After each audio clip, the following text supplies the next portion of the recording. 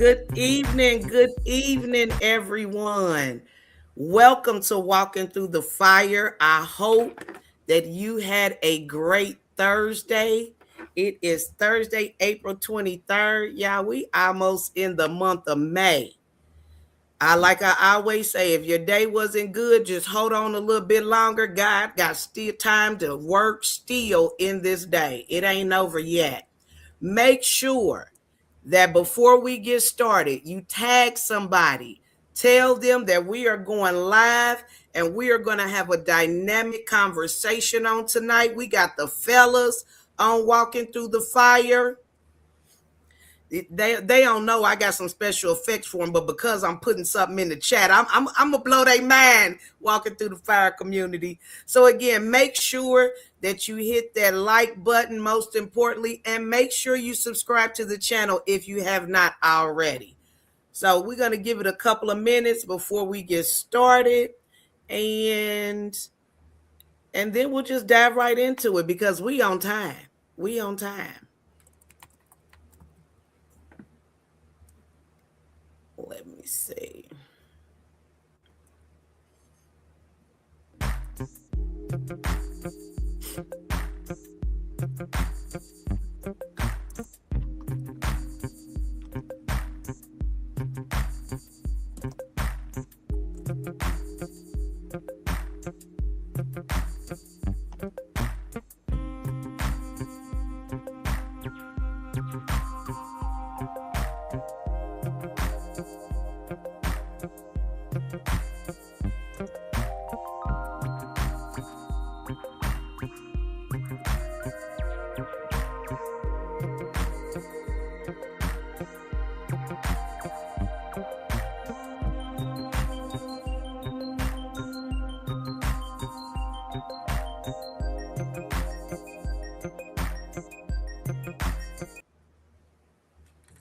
Again, welcome to Walking Through the Fire. I am your host, Crystal Majors.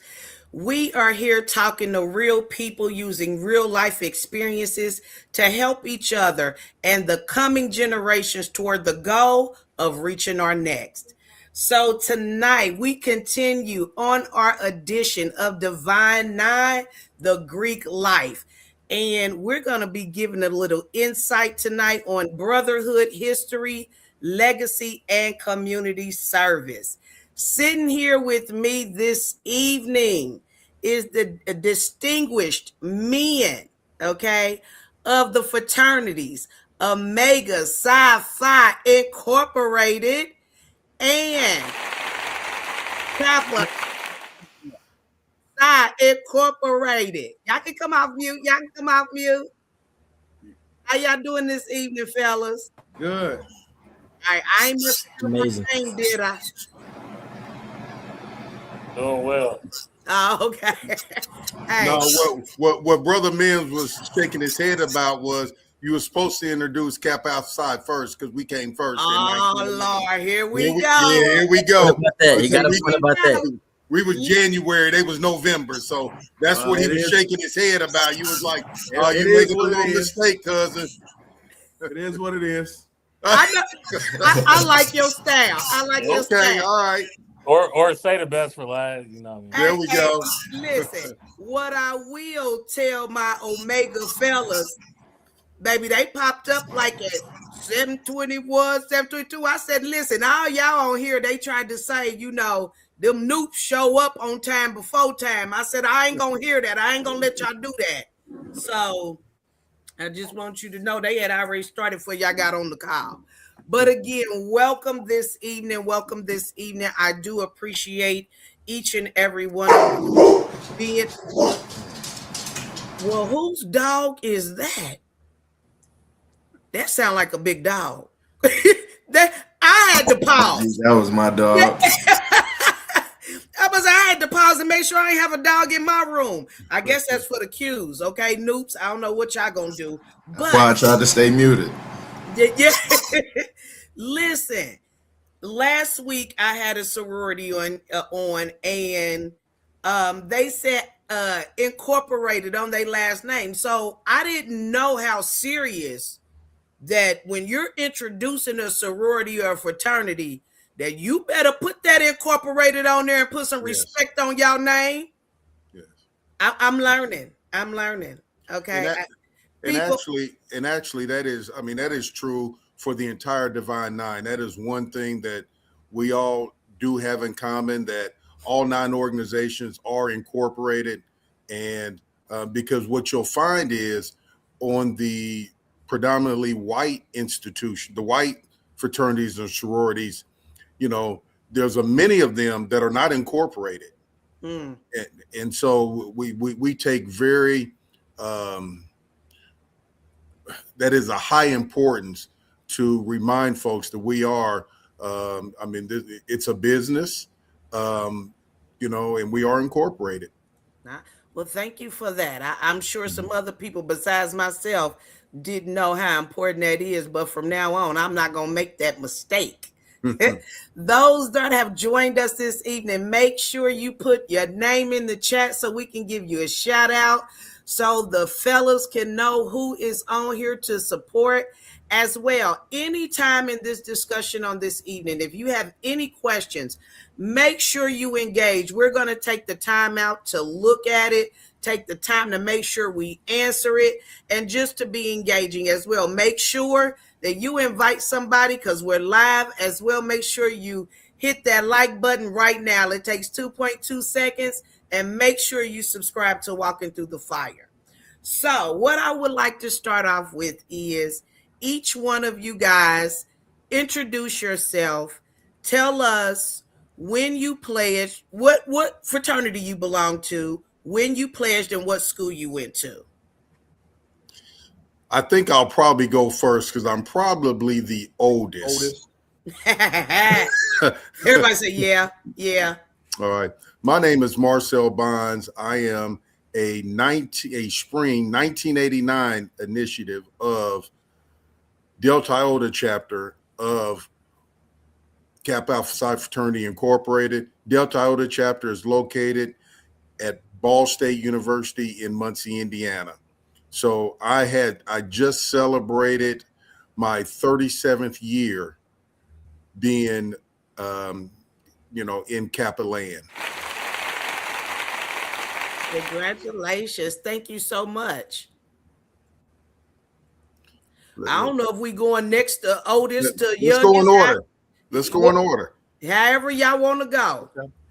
Well, I'm Delbert Mims, graduate of Indiana State University.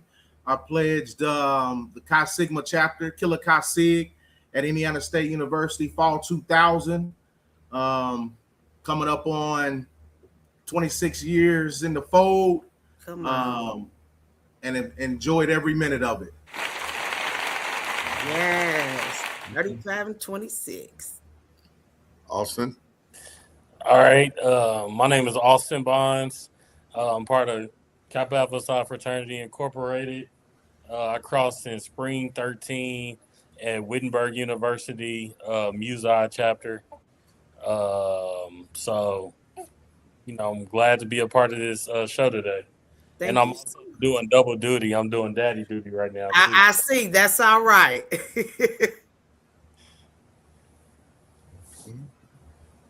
Oh, so both of y'all acting like y'all real young. I mean, My name is Kenneth Major Jr. I'm a Fall Team 3 initiative and the Gangsta Gamma Kappa chapter of Kappa Alpha Psi Fraternity Incorporated. I'm coming on three in November. So, yeah. And I'm sorry, did you say what school you went to? Clark Atlanta University in Atlanta, Georgia. All right, thank you. Last but not least. Yeah, so I'm Delbert Mims III, the solo dog from the formidable Phi Mu Nu chapter that's located in Fishers, Indianapolis, or Fishers, Indiana.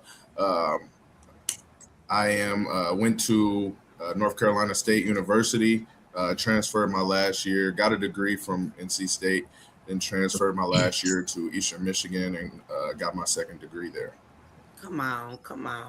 Thank you guys so much for that introduction. Let me say this.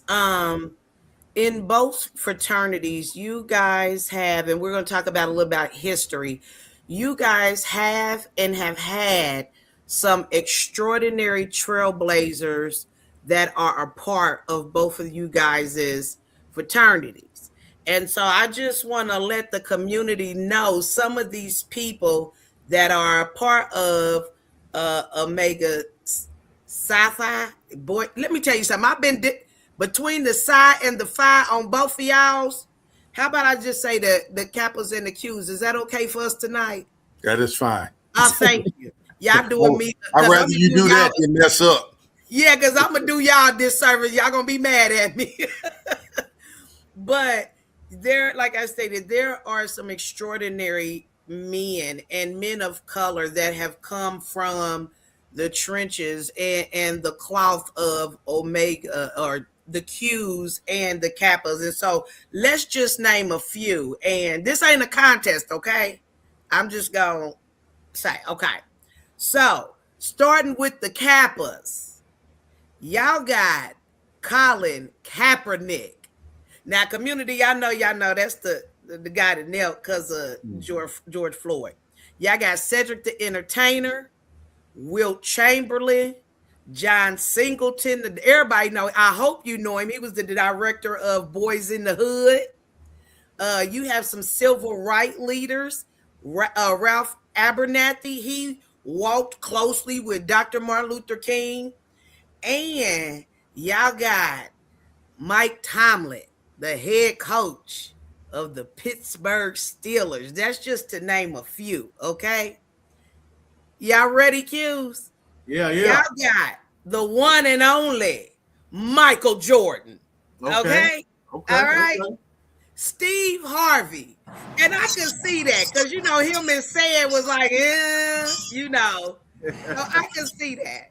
The late Jesse Jackson. You got Steve McNair. You got the poet, Langston Hughes. Yes, sir. And then you got a black astronaut, Robert E. McNair. So when I say, you guys are cut from a good cloth, both of y'all, I could understand when you say brotherhood and belonging to something that births that community leadership, that birth leaders and world changers. And so I know you guys are glad to be a part of something special. Yeah. Marcel, you look like you got something to say already. No, well, nothing negative. Okay. And out of all of that, it was unique as far as in my household. Out of all those people you named, the number one hero for me was my father, Richard Bonds, who pledged in 1969 at Alpha Zeta chapter at Indiana State University. And so, so that's how I was introduced to Kappa. Okay, that's another part of the segment. We talk about famous people. Well, my daddy famous to me. And your daddy famous in his own right. Okay. You know what I mean? I'm just playing homage to where homage is due. You ain't gonna downplay Daddy Bonds, okay? All right. Okay. All right. Let me ask this question just to kind of break the ice, okay? And I want to know the difference. And I don't know if anybody else does. Is this true that Kappa stroll and Q's step? No, Q's don't or step. Or is it all the same? Q's don't step. What do y'all do? We hop. We hop. Y'all hop. Okay. And Kappas, is that true? Y'all stroll? Well, Kappas stroll, they step. I mean, they, depending on what are you known for? Strolling, but it depends on the chapter, like he said. Because for instance, my chapter, we don't step, we only cane step. Gotcha. So no hands and none of that stuff. We don't really do that. Well, yeah, we ain't supposed to do that. It ain't fond of my chapter to do that. You know what I'm saying? But change is always to come. So who knows? You said who knows, huh? All right. So a little more. That's just the icebreaker. Let's get into some serious things that I'm sure that people want to know. Mm-hmm. When it comes to fraternities, and this is for everybody to answer who would like. When it comes to fraternities, do people only think, or do you see a huge number of young men that first come and they think that the D9 is only about a letter, jackets, hopping, strolling, and women? Yeah, yeah, I would say yes, Yeah. yeah. because that's the only thing they see. That's the first thing they see. Yep, I agree. We just had for Black History Month. I work at Lawrence Township.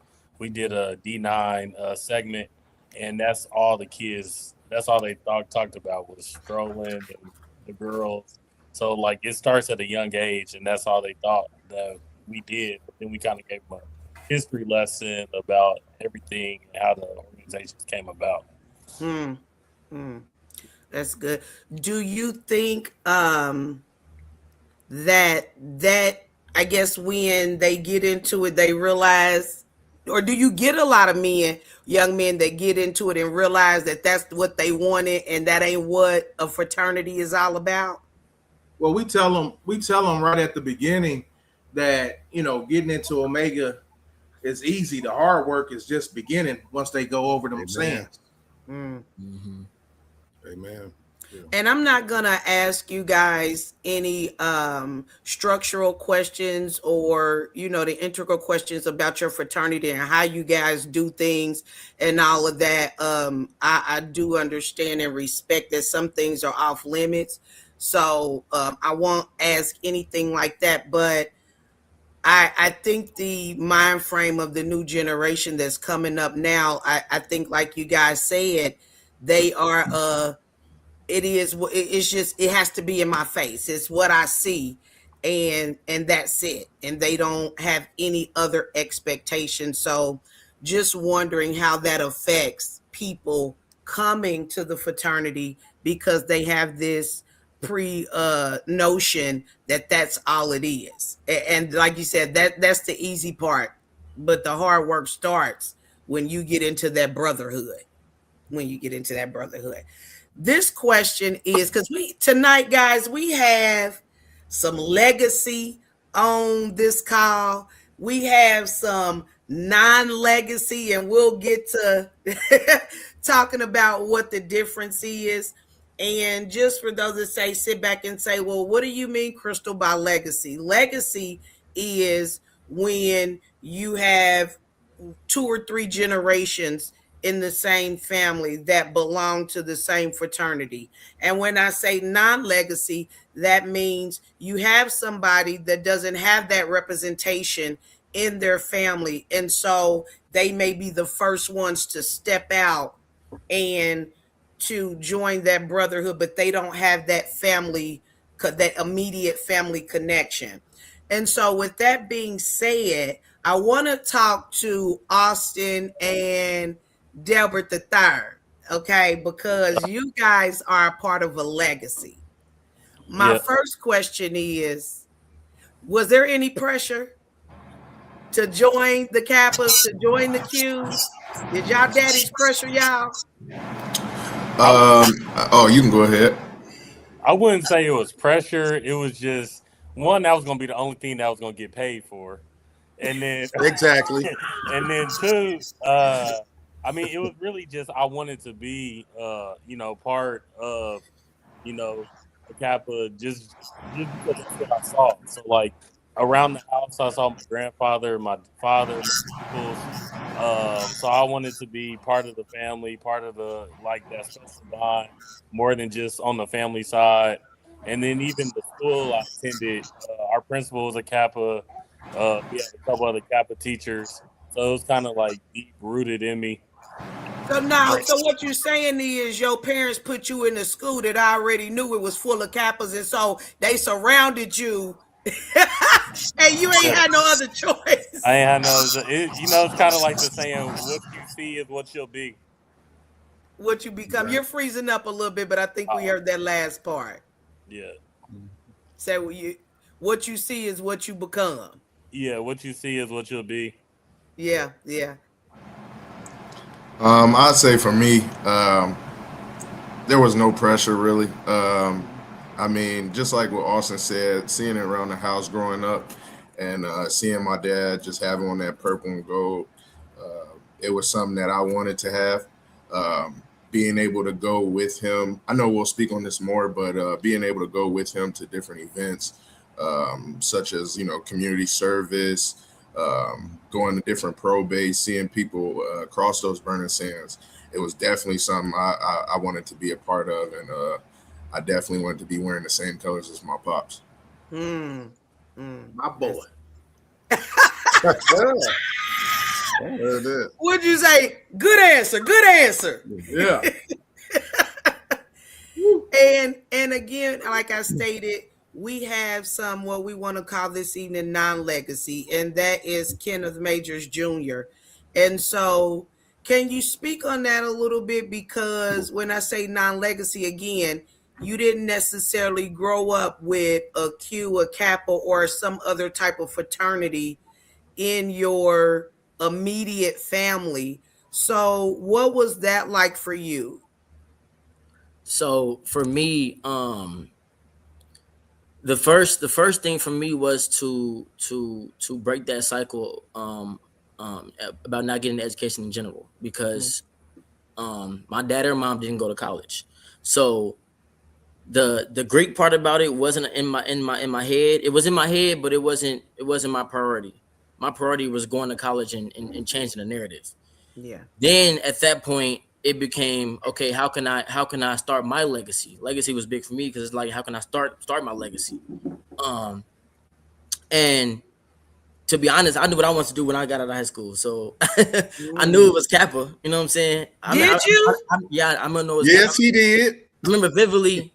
Delbert Jr. the second, we were at a cookout, I think my graduation, and he was like, "What we doing?" I'm like, "We ain't going that way." So I knew, and a couple schools I wanted to go to, I looked into if they even had Noops on campus, because if they didn't have it, I wasn't going.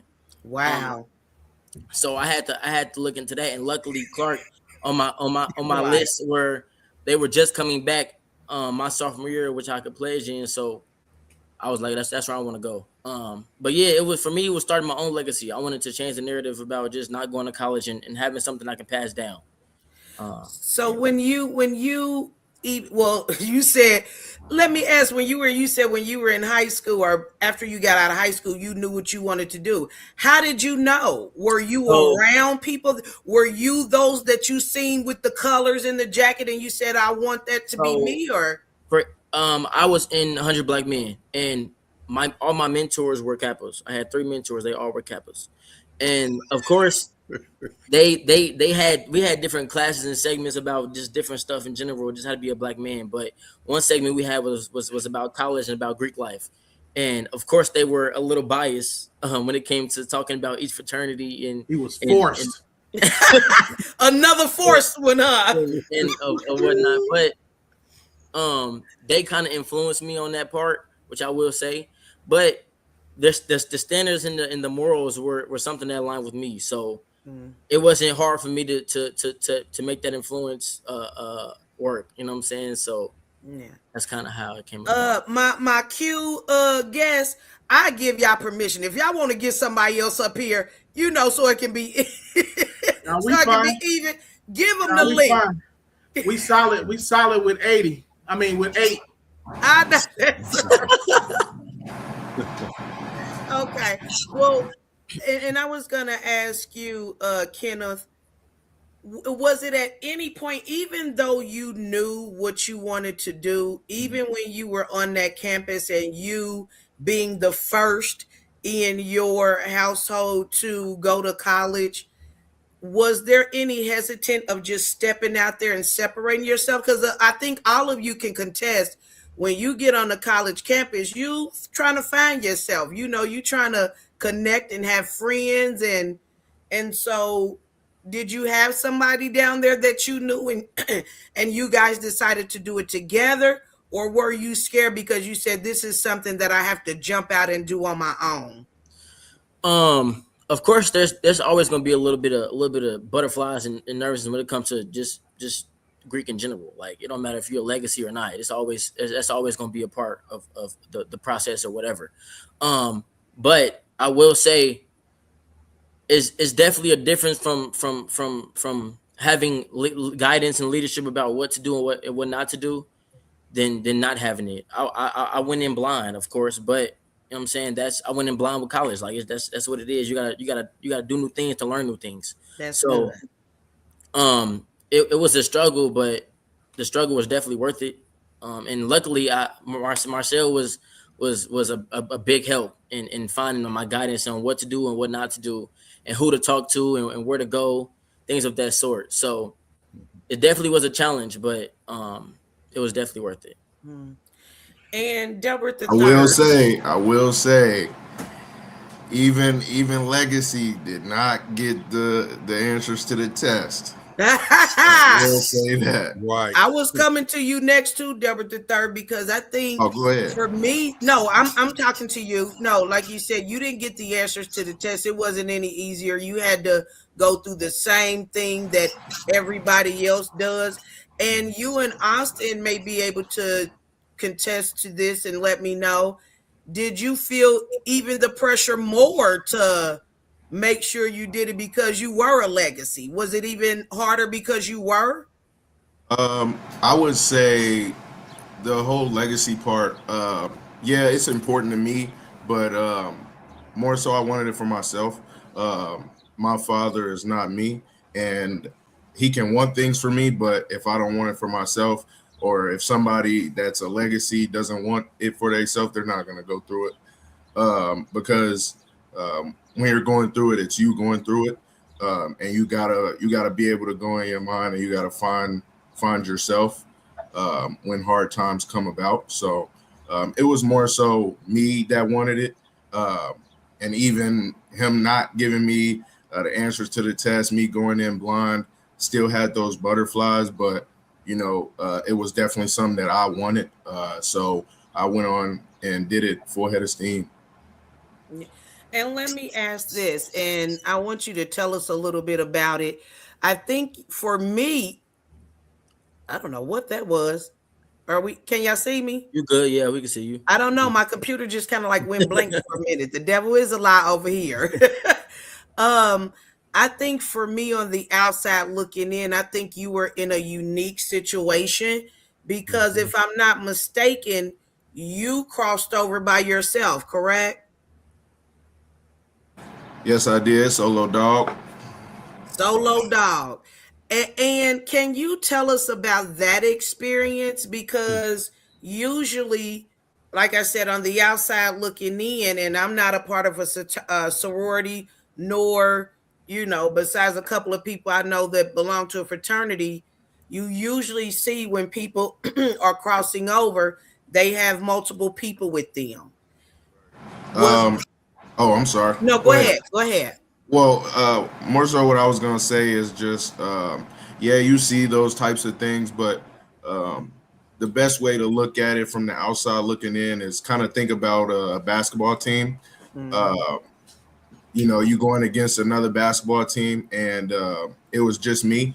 When you got a basketball team of 5 people on a team, you can look to that person to the left or to your right, and Yeah. ask for help.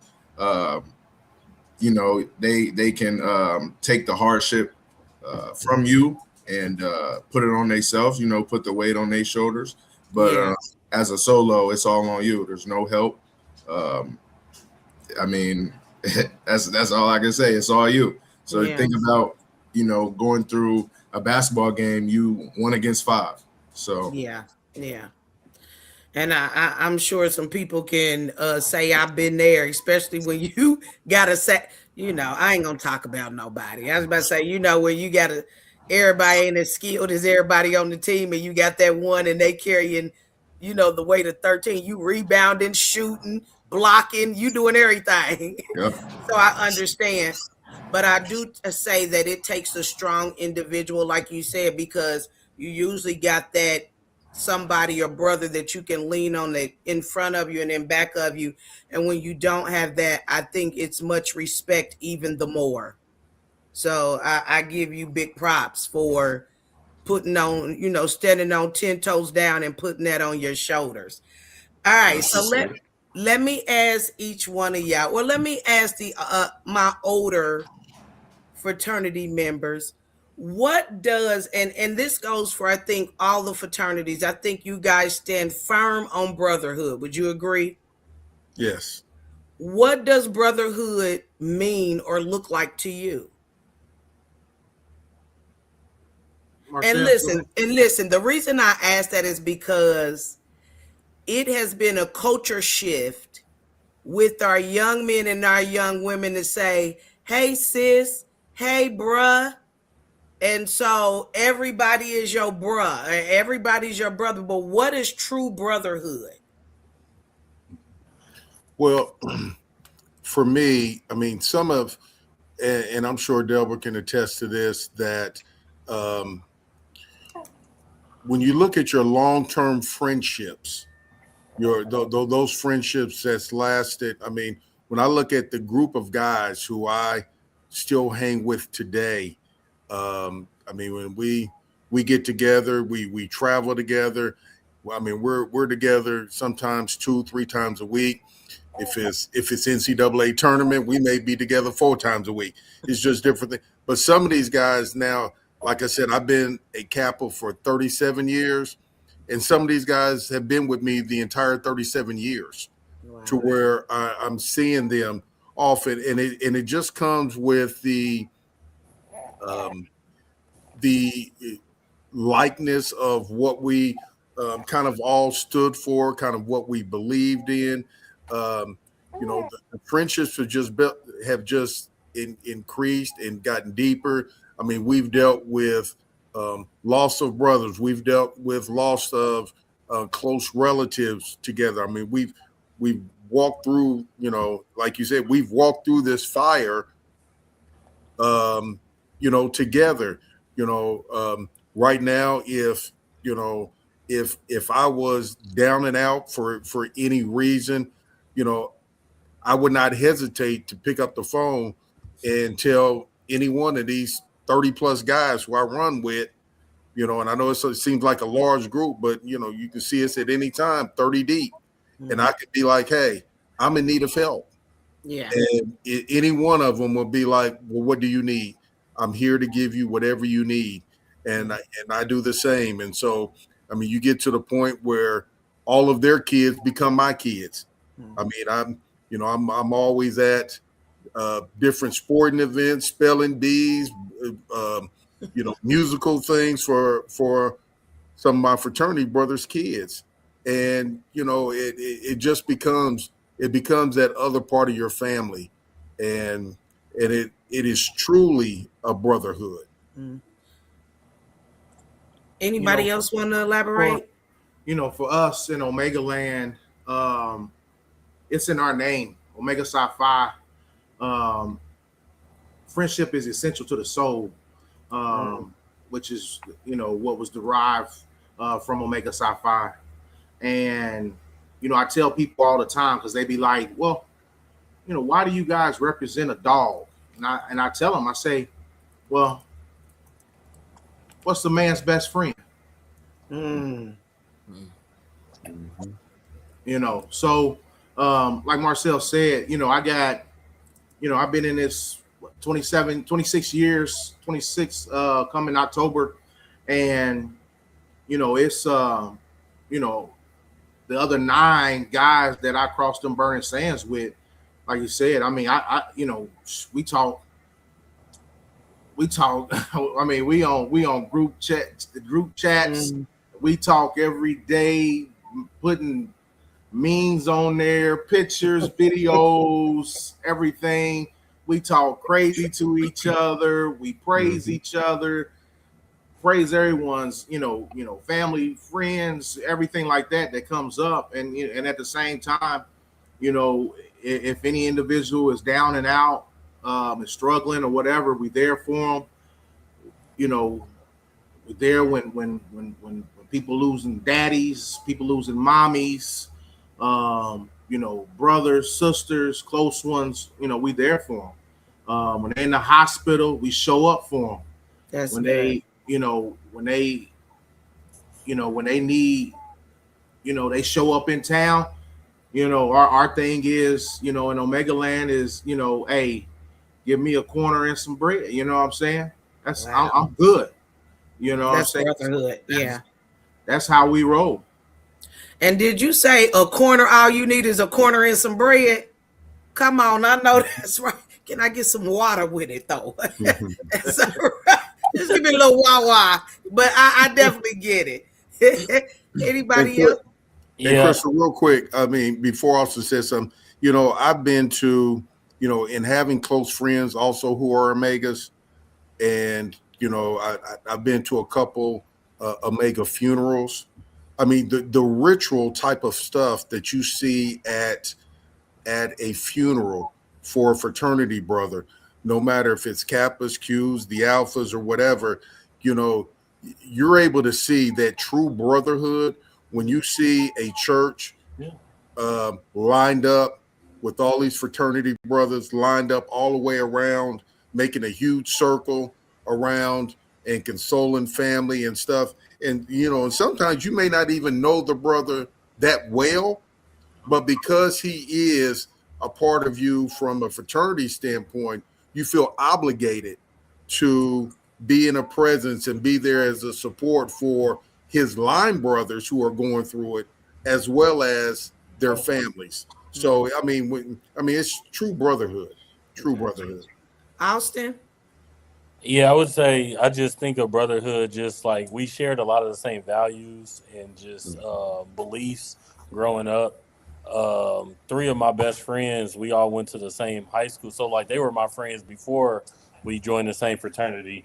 They were groomsmen in my wedding, like, and now we all live separately, but we still all come back, have that same like core bond that we like all go back to. Uh, we look out for each other. Like if I'm in Atlanta, like I know I could call my friend Marcel. He have a place for me to stay. Uh, Oh, all you need is a corner and some bread. yeah, corner and bread.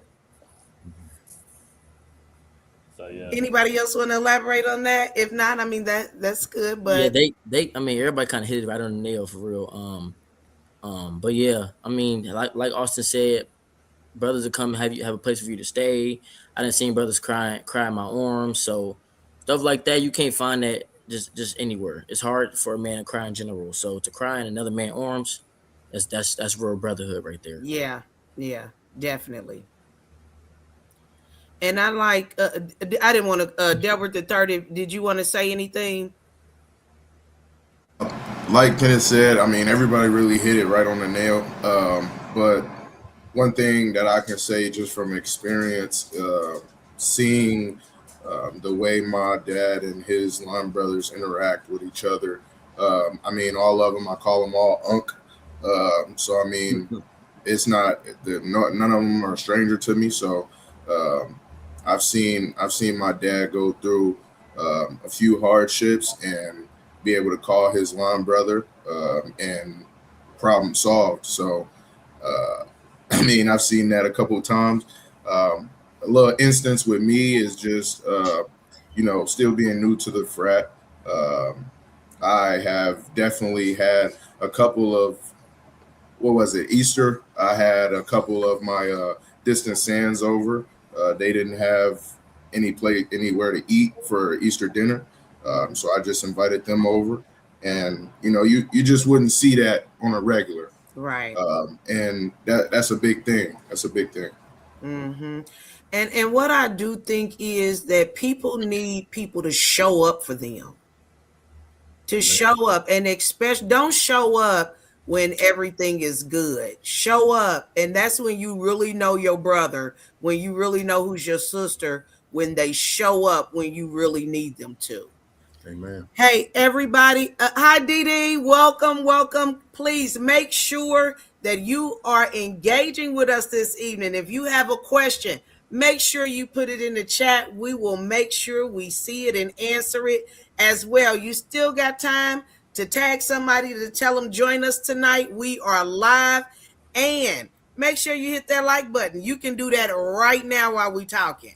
And if you haven't done so already, please make sure before the night is over, before you leave this feed, that you are subscribing to Walking Through the Fire LLC. So I got like a cross generation on this show tonight. I got people that being 37, 20, what did you say, 29, 20, what did you say, 26, 26. 26. I'll be 26, 26. 3, and 13. And Yeah. so within your guys' fraternities, even outside the fraternity, you see now a disconnect between the older men and the younger men. And so, with that being said, and we're talking about brotherhood, do you find that there are some gaps bridging those generations together? Or do you guys not have a problem with bridging the older Kappas and Qs with the younger Kappas and Qs? Let me ask the young people first. Do you see a gap in that coming together, or a gap in that bridge? I think it depends on where you at.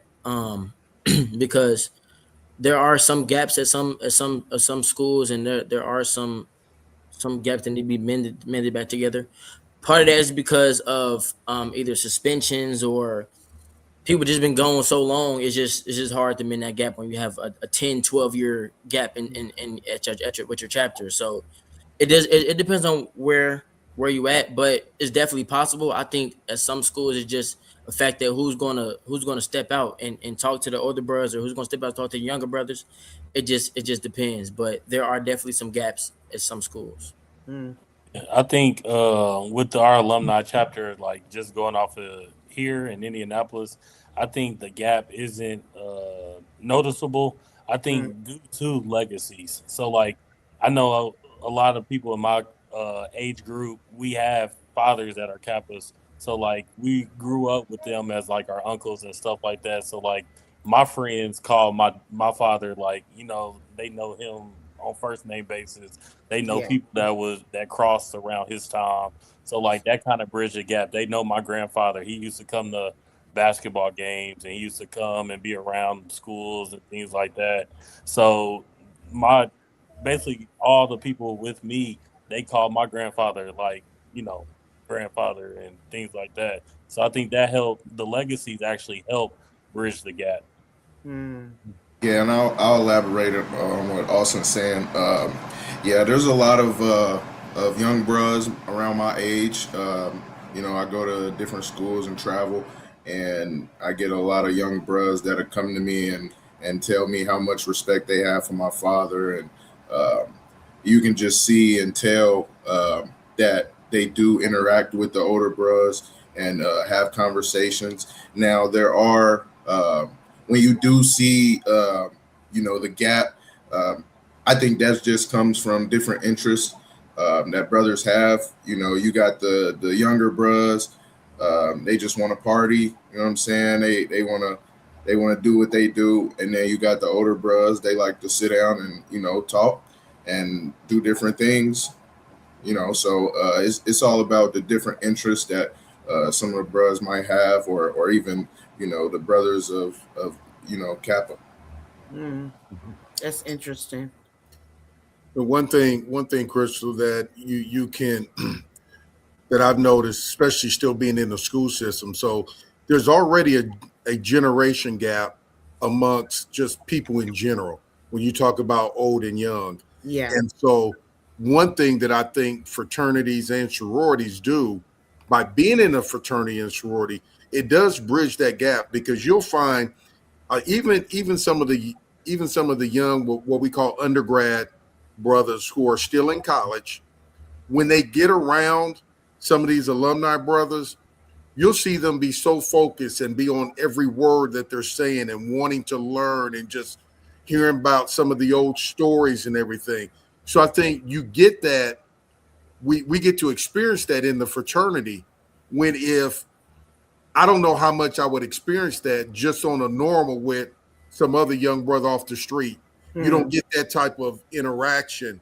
And so, the younger brothers do they pay this homage of respect to the older brothers, and it will at least sit them down and listen to where we can at least hear both sides. And that's one thing that being a part of fraternity does bring together, especially for us Black men. It's something that we need. I mean, I wish there was a way we can get guys who weren't in fraternities and to be able to still bridge that gap, to have some type of platform where they can all come together. Yeah.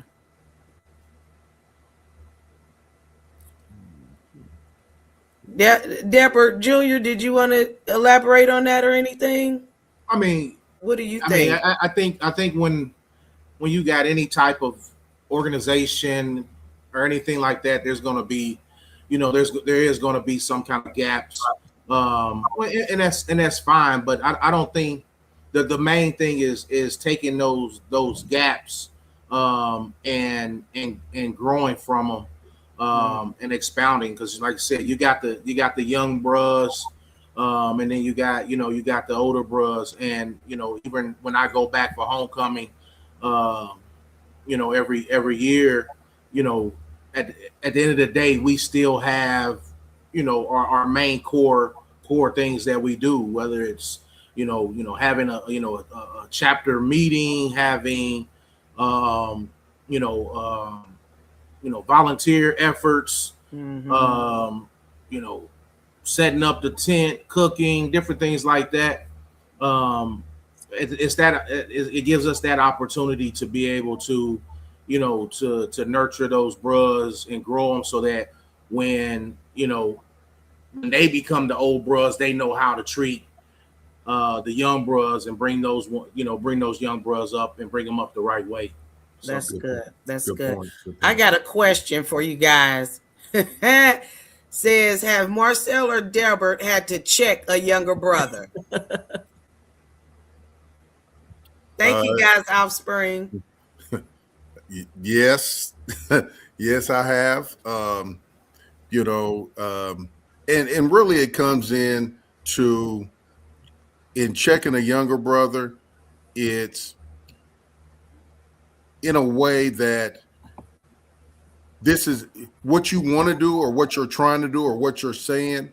It's outside of the true values of Kappa Alpha Psi Fraternity Incorporated. So, because again, and Brother Delbert can attest to this, everybody who makes it into our fraternities don't always turn out to be great people. I mean, they rough around the edges still. Hey, we would love to claim everybody, but there's still some fools in all of our organizations who for whatever the reason, they take things too far. They do some things, and it's important for us, the ones who are doing things the right, to, when we see somebody going off a little bit on the deep end, you got to check them. And and that could be now for me, I can't say, and I don't want nobody to I can't say I've ever gotten real physical. I'd have to go back and look to maybe back in 1990. I don't know, but as far as lately, I can say I've not been physical, but it's just being able to sit a brother down and talk to him and say, hey, that is not what Kappa Alpha Psi Fraternity is all about. And getting them to see that. And so that would be the way, I've checked somebody. Now, Brother Delbert, did you put him in a chokehold? Say snatch him up. So I got this name running around. They call me the Butcher. Oh Lord, what they call you the Butcher for? I have no idea. I don't even know. Hey, Delbert, be careful what you say. Statute of limitations. I don't know whatever it is you did. But they ain't got no pictures. Still be out there. They ain't got no pictures. They ain't got me. I know that's right. And so, but for me, I enjoy the opportunity to coach a young bro up. Because at the end of the day, we gonna always be constant mentors, because we put ourselves in that position, or in these positions, to be such. When we put those letters on, whether we believe it or not, we're a mentor. At the end of the day, it is what it is. It's just like an NFL player when he puts when he puts that jersey on, or the NBA player, Michael Jordan, whoever puts that jersey on, and whether they want to or not, they're a mentor. So when we put these letters on and these colors, we're a mentor. So all eyes are on us. So it's opportunities for us to, when we see young bros, for us, like we see a young bro walking around the picnic with a red cup. We gonna coach them up on that. Oh, because you gotta have a purple cup, huh? Exactly. We don't walk around with no what? You a bros, man. We don't walk around with no red cup. You know what I'm saying?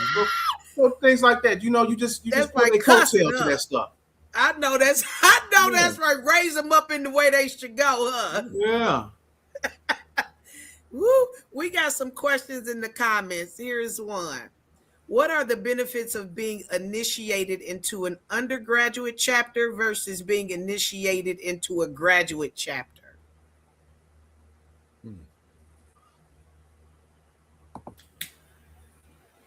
Well, let's see. Well, first, one of the things that there's something about being initiated into an undergraduate chapter. Being in college and going through that whole experience, and because not only are you being initiated into the fraternity, being in college, you're still learning how to be a man. You're still learning that whole independence. You're still growing, as an individual. So you're doing all of this, all together. And not only you're going through it, but the other guys who are on your line are also experiencing the same thing, to where a difference would be, somebody who pledges through the alumni chapters, they could be coming from far different experiences, depending on where they are in their life. You may have some guys who may be married with grandchildren and all this other stuff, somebody who could be, well off into their career, on their second career. You could have some guys in the alumni who may be just starting out career. So you have a lot of different aspects to going through alumni, whereas going through undergrad, for the most part, most of us are all in the same boat. You may have come from a different, financial background. Some parents, when you got to school, you may have been a little bit more wealthy than others. But once you get on college, really get on that campus, on that yard, we all the same. And the brothers on the yard, before you start pledging, they will remind you, we don't care how much money your family had or whatever, you just like everybody else. Right. And so everybody's going through that together. So not to say, now I can only give you the undergrad because that's where I went through. I can't give you an alumni pledge experience because I didn't experience that, and so, but there are some brothers who pledge through that alumni who are fantastic brothers. I know sometimes we get in our organizations where we kind of look down on somebody who didn't go through undergrad, and for different circumstances that may have happened on, like KJ said, some universities, the brothers may have been off the yard when a gentleman came through, but he still wanted to be a part. So he had to go through alumni. So we don't down that brother, but, and like Delbert said, the work starts after you go over. That's when the real work starts. So whether you play as undergrad or alumni, as long as you working for the fraternity, you're doing, your service, you're still providing, doing what you're supposed to financially, and you're there, you're going to be a good brother. At the end of the day, whether it's grad or undergrad, you're going to enjoy the fruits of those letters. Mm-hmm. No matter how you came over. And I got a question that kind of piggybacks off of that. Hi, Kelly. She said, will one have a better chance going undergrad versus grad? If you're fortunate, you're fortunate. Say if it's for you, it's for you, huh? I thank you guys in the chat. Y'all are blowing the chat up. Y'all are engaging. I got a question. Let me answer. Let me add to that last question. That one of the differences, and I think this is the same for all of our Divine Nine, that say you start out as an undergrad, okay, but for whatever the circumstances are, you end up leaving the university and don't return, okay, you are still a member of the fraternity or the sorority. But if you try to come through the fraternity or sorority as a alumni, you have got to have graduated from college. You have to have a degree to come through alumni. So that is a big difference compared to someone who has went in undergrad. Okay. That's definitely true. The question was, let me find that. It didn't get lost up in the chat. Okay. If you could do it all over again, would you still choose your organization? I wouldn't change a thing. He was waiting on that one. Like, hey, I ain't heard him in about 10 minutes. I said I wouldn't change a thing. Yeah, absolutely. No, it's embedded. So nobody would change. Absolutely not. You don't want them to take your colors if you do say you change. You get so many phone calls after this. Oh yeah. Okay, I want to switch subjects a little bit.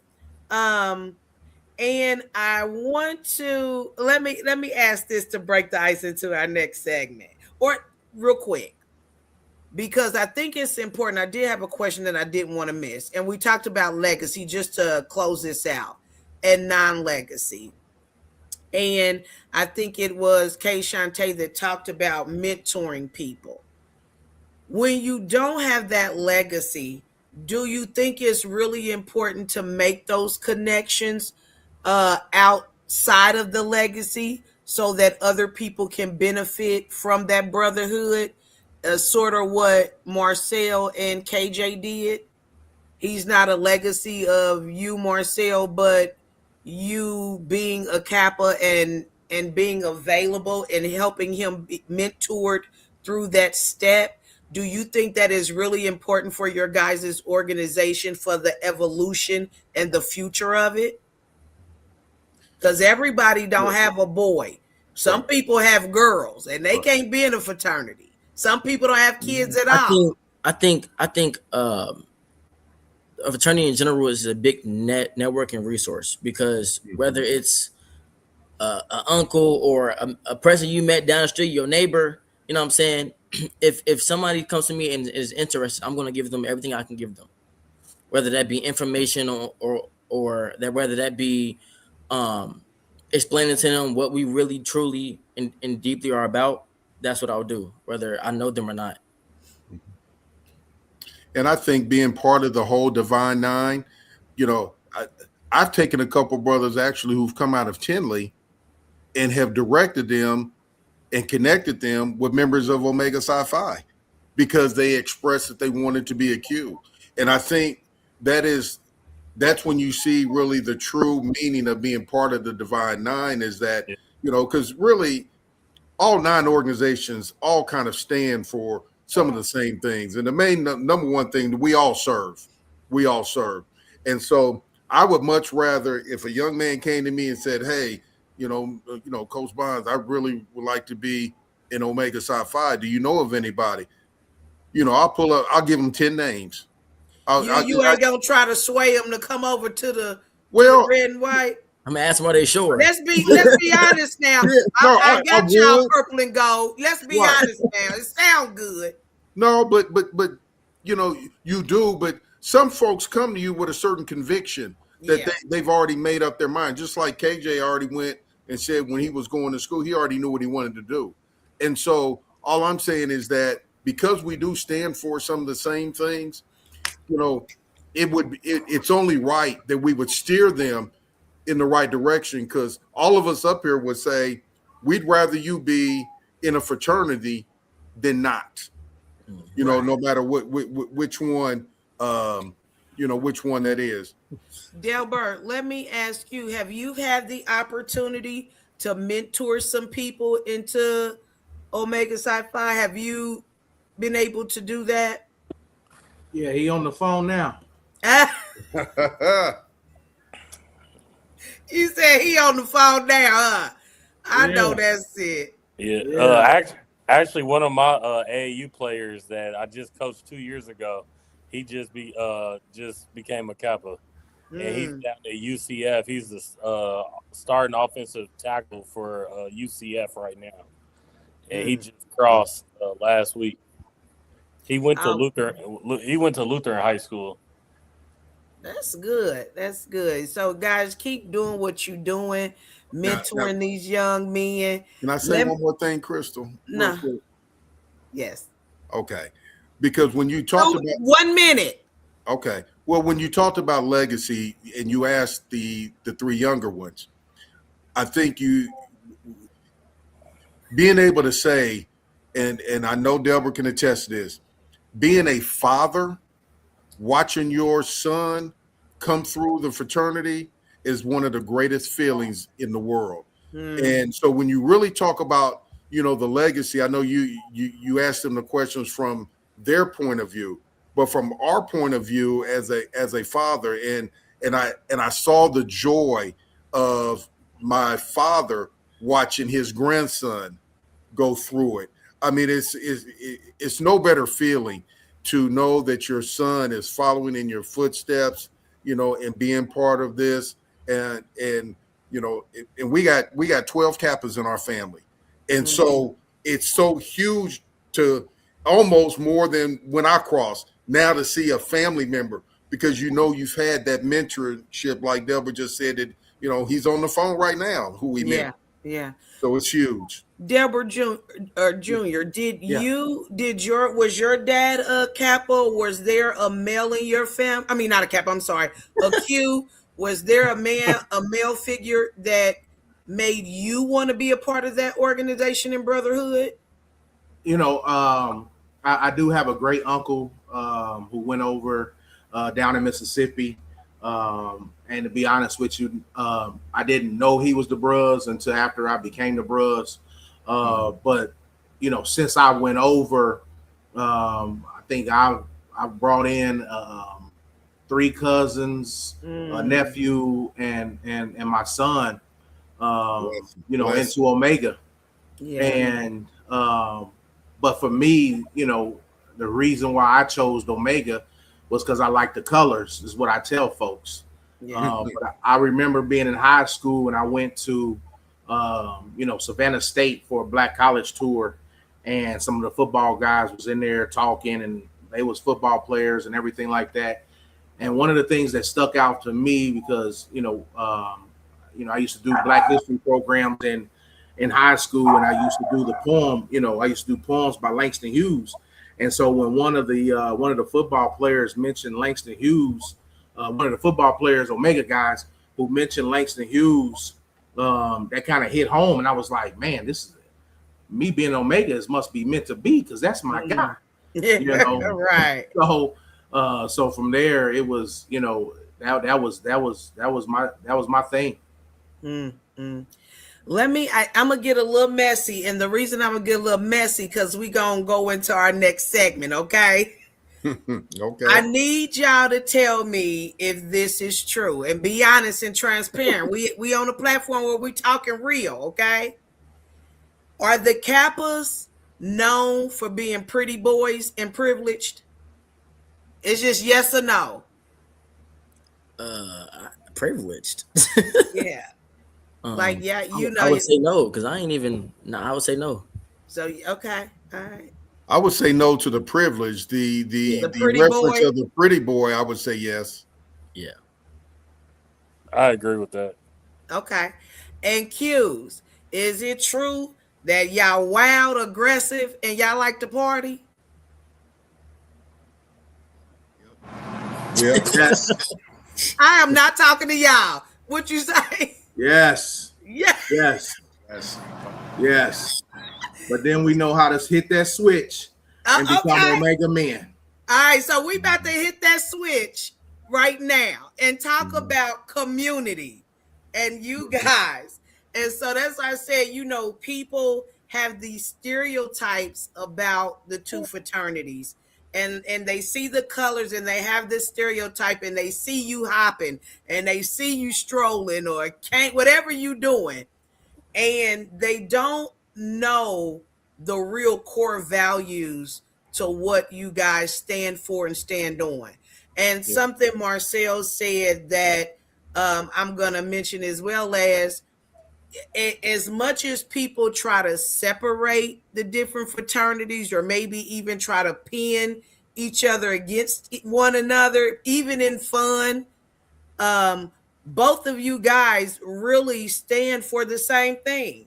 You know, just in doing some research and about your guys' core values and what you stand for, the Q's were emphasize leadership, scholarship, and service. And then the Kappas was brotherhood, leadership, scholarship, and community service. And so the foundation of both of your guys' fraternities are really the same thing. And I think one huge part of it is community and service to your guys' community. So with that being said, give us a glimpse of how your fraternities help or to support academics and professionalism and just that personal pursuit and what one is trying to do. Yeah, so for Omega, we're big on assault on literacy. So we typically throughout the year we'll go to elementary schools and read to elementary age kids throughout the whole country. It is one of our programs that every chapter participates in. We also do book drives. When we had our um, grand conclave down in Florida, that whole deal about throwing out Throwing the Black books history out. books and Yeah. everything like that. We did a massive book drive where we collected books and gave those books to those school districts down in Florida.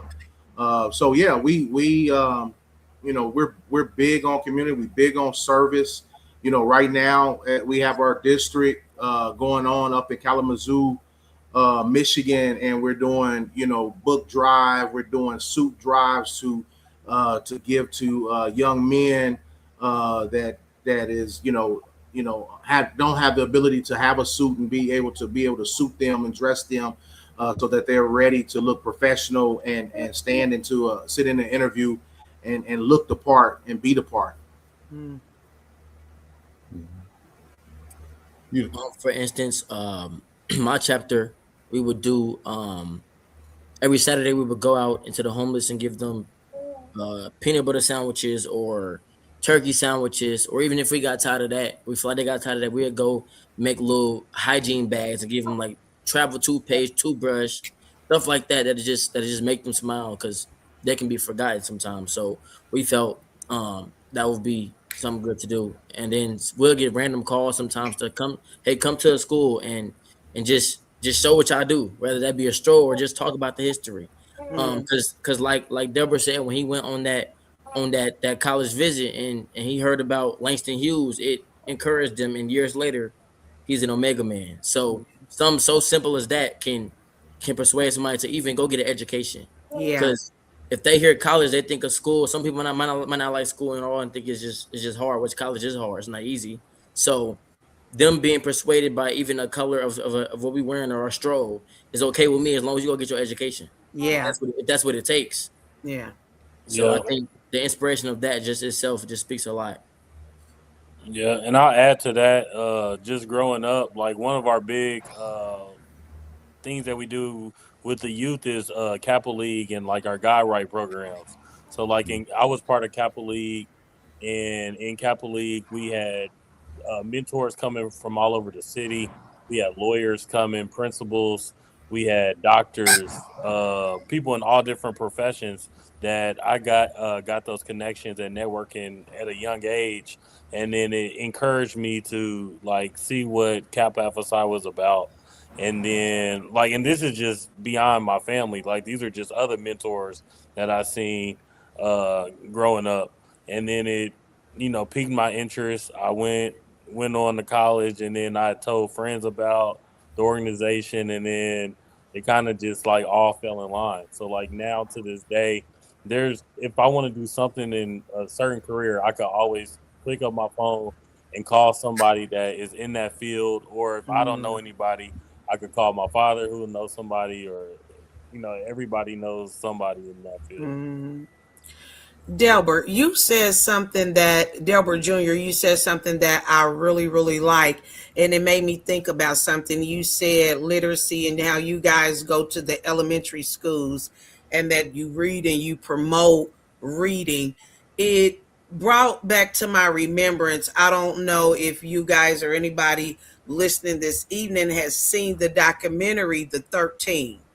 And the reason I think that's important because that documentary talks about the young black men and how incarceration, they are building jails off of third grade reading scores and math scores, which is insane to me. And so I just commend you guys to keep doing that because they are already building our children's future before they even get out of elementary. And so I do like the fact I do like that program. I really do. But that I thought that was interesting because you never know even that young of an age and what you guys are doing, how it affects the person now and what we and the world is crazy right now, okay? And the traps that they are setting for our young black men to fail. And so I commend each and every one of you guys that that our young men can look at you and see themselves in you and see what it means to succeed, meaning education, professional wise, and being and showing up and what a true brother is and not just slinging that word back and forth. What's up, bruh? Chris, when you talked about community and as far as for Kappa, especially here in Indianapolis, where one of our main founder, Elder Watson Diggs, School 42 is named after him. IPS School 42 Elementary, Elder Watson Diggs, and that's where we do a lot of our guide right programs and stuff. And so that has also led to, the Dr. Sean Smith, who is a member of Kappa Alpha Psi Fraternity Incorporated. He is a superintendent of Lawrence Township.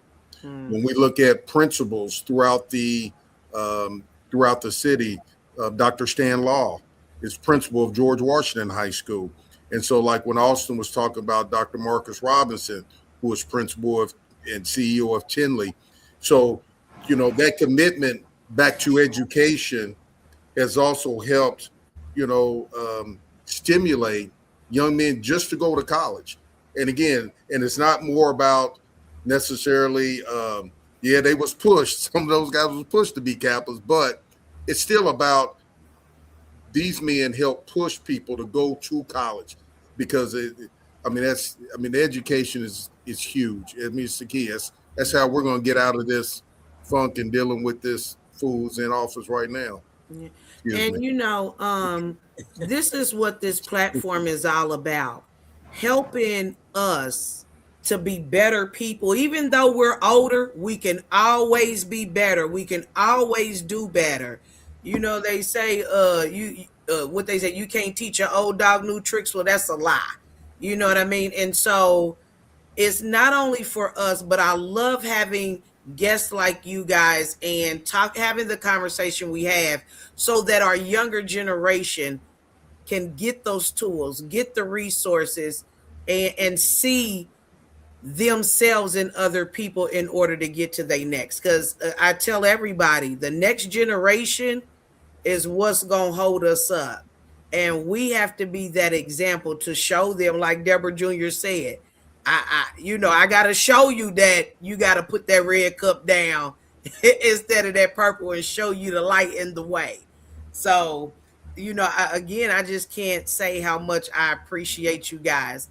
As well, let me ask this. While you're in the community helping, How can people that are not in your guys' fraternity, what I call the outsiders, be able to help contribute to what you're doing, to what your causes are? Are there opportunities for stuff like that? Yeah, we have, obviously we have our lamplighters, but we also have our non-for-profit organizations like the Indiana Uplift Foundation and the Live Your Creed Foundation that folks can, donate, donate funds, sponsor different things like that, to help us be able to continue to support whatever the community needs are. Mm-hmm. Are you able to put that information into the chat for me, Yeah. just in case people need that, they know where they can go? Because again, we're here to help the community. Okay, so this is the last thing we're gonna talk about, and we're gonna get into our game tonight, okay? I have been wanting to have a conversation with with the fraternity, with the sorority, whichever, whichever come first. My computer doing something funky. And I know you guys have been hearing or been seeing, if you ain't been living under a rock, this conversation about fraternities and this covenant with the devil, and how people have been denouncing their Greek letters. What is your opinion on that? As far as opinion goes, everyone got one. So, but I first thing when I hear people say or ask about that, I tell them, well, we are, the aim of our frat is Christianity. So, our colors alone are laced in purple and gold, That's right. which is the road to heaven. You know, and and I tell people, do your research. Nothing that we do is satanic. None of our rituals is satanic. Our founders, created this, going off of our principle, which is simple. It's manhood, scholarship, perseverance, and uplift. Yeah. And nothing in those principles identify as satanic or the devil or anything like that. So,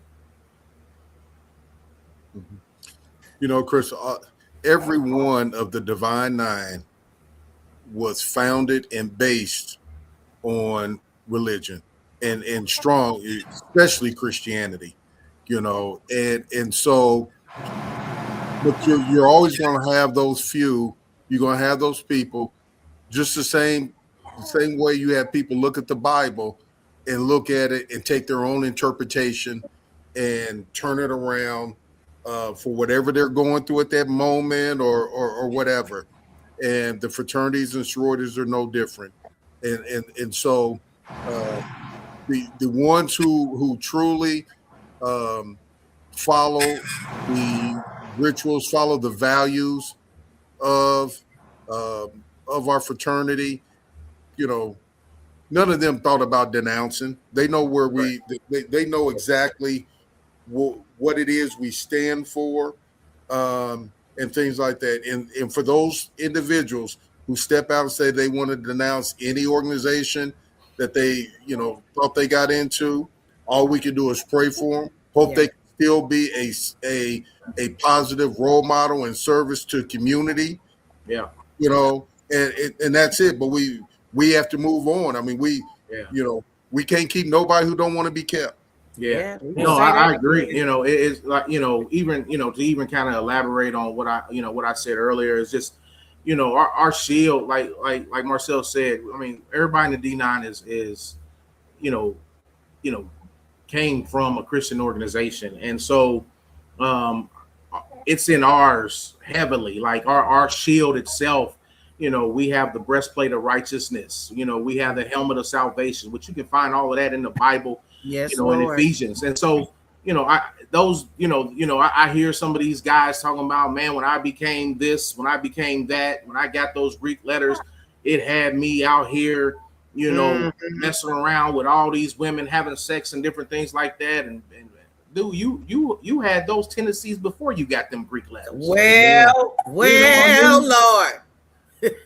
you had that in your mind already.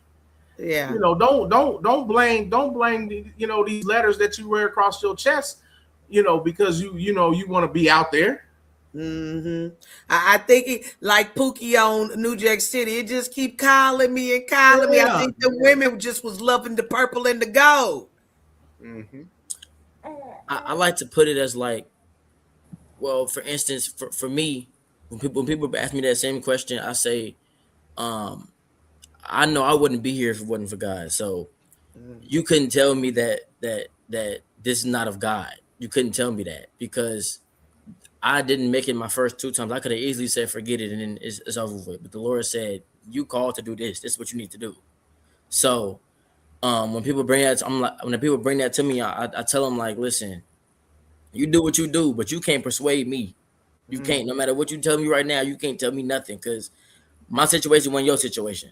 So no matter what you reading or who you see telling a story about how they denouncing story, whatever they want to post, they got nothing to do with me. And also it's like most people who do denounce, they watch people who talk about why they denounced or whatnot.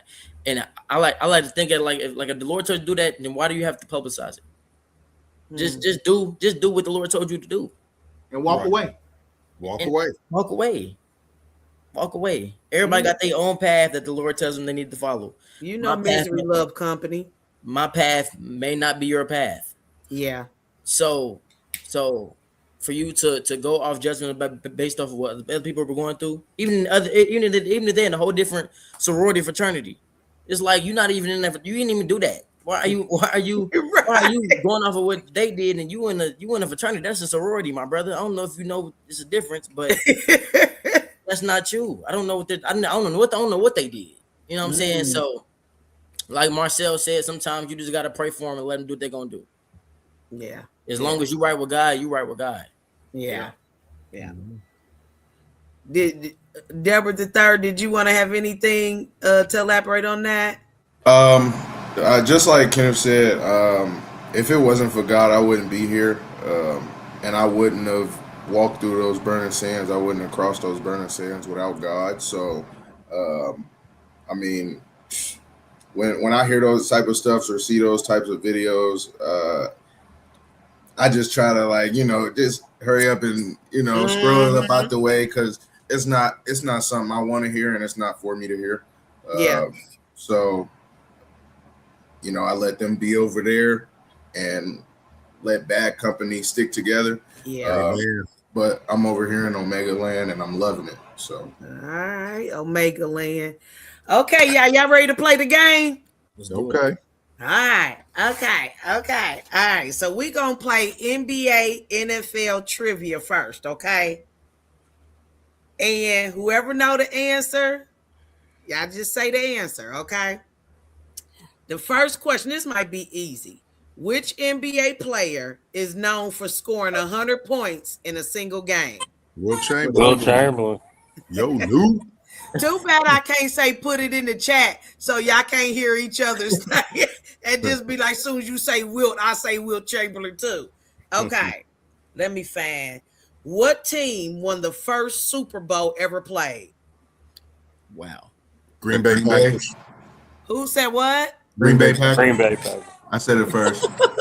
That's what I'm about to say, Deborah the Third. I think you got that one first. That's what I said. Did you? Okay. Look, I had to put my ears I said it, but I saw it. He was like a millisecond off. Wait a minute, and it was a little static. But that's why I was like, wait, what? Okay. All right. Okay. Who was selected first overall in the NBA draft and later became a 4-time league MVP? Be a couple people. 4-time league MVP. In 2003. Oh, that would have been LeBron James. I didn't want to say the year because I knew it was easy. Did y'all know that? I had a couple people in mind, but yeah, they like. I'm 02. Dang, like give me some grace. Okay, let me ask born this. in 02. What NFL team is nicknamed America's team? Cowboys. Yeah, I was Last one on here because y'all getting these. Hey, my Who game. was the youngest NFL MVP in history, winning the award in 2019 at age 22? Can you say that question one more time? Who was the youngest NFL MVP in history, winning the award in 2019 at the Lamar age of 22? Lamar Jackson. You got it out. He said Lamar Jackson. Came back with the baby and everything. I was like, oh, it's Lamar. All right, these are would you rather. Okay, we're gonna do 3 of these. Okay. Hey, it's okay. Would you rather have tickets to the Super Bowl every year or courtside seats to the NBA Finals once?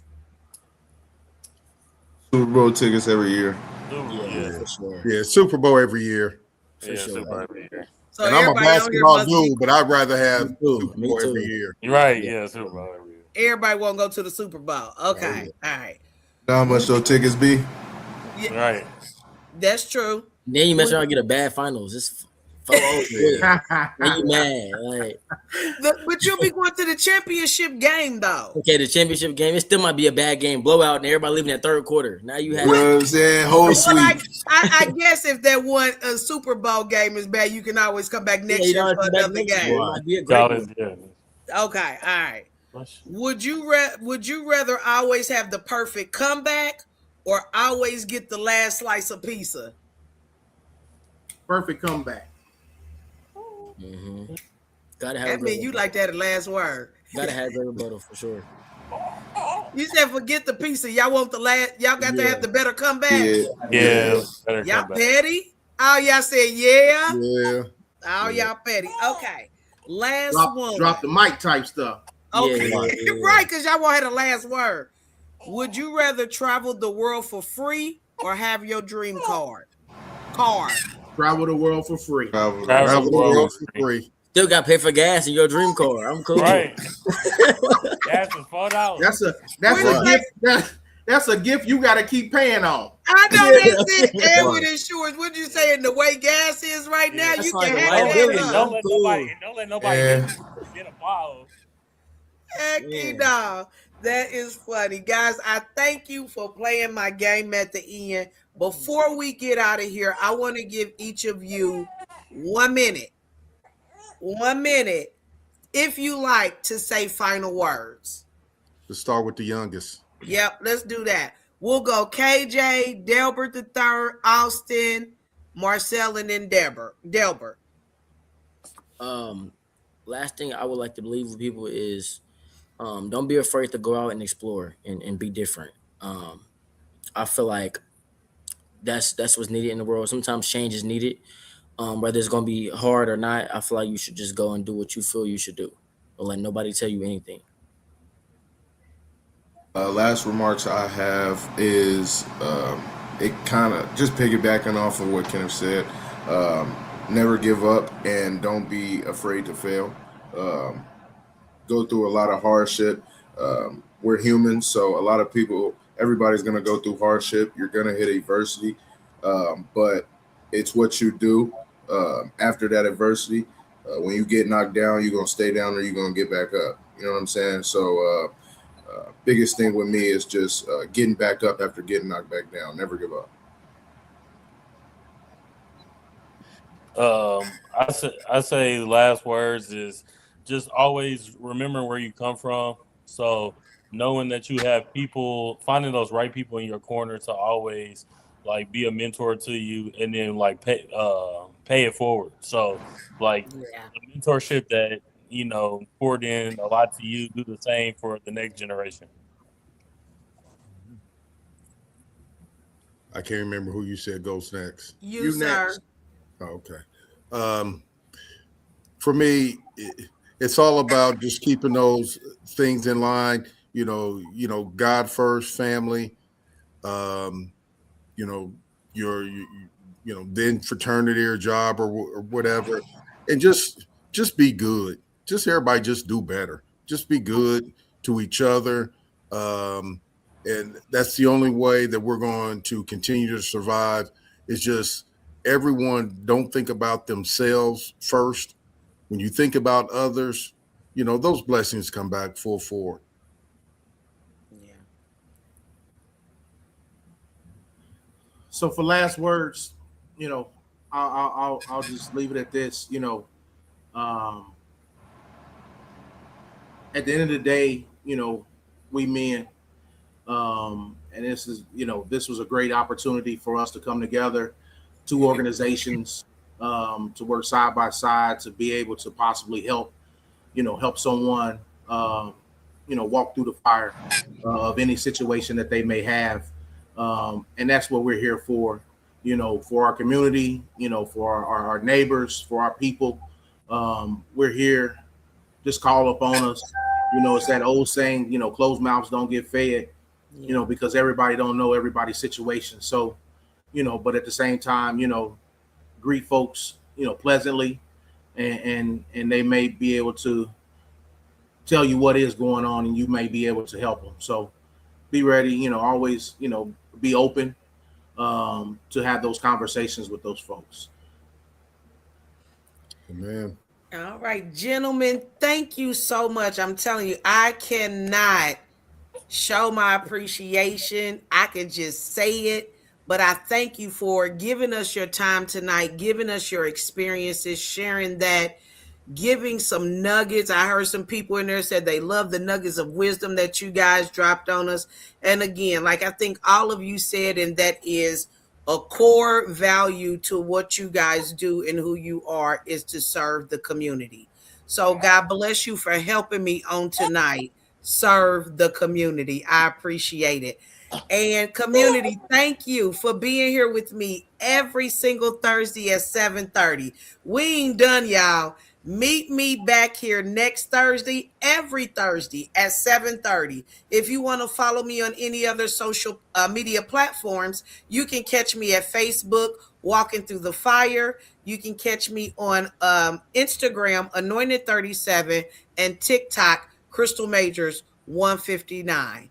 Again, until we meet next week, may God keep you, may God cover you, and may God bless you. I would like Everybody, to as one more thing, I would like to give you your flowers because Miss oh, Majors comes in here every Thursday and gives great conversation. And it's just that's hard to find. That's hard work. So I we really thank you. appreciate that as well. Sometimes it's just lonely on me, but you know what? Somebody will see it. My word for 2026 was consistency. No matter if it was one or two people on here, as long as I'm helping and being impactful to one person, I'm doing what the Lord told me to do. So, Amen. yep. Again, guys, y'all have a great evening. Thank you so much, and God bless. Thank you. Bart.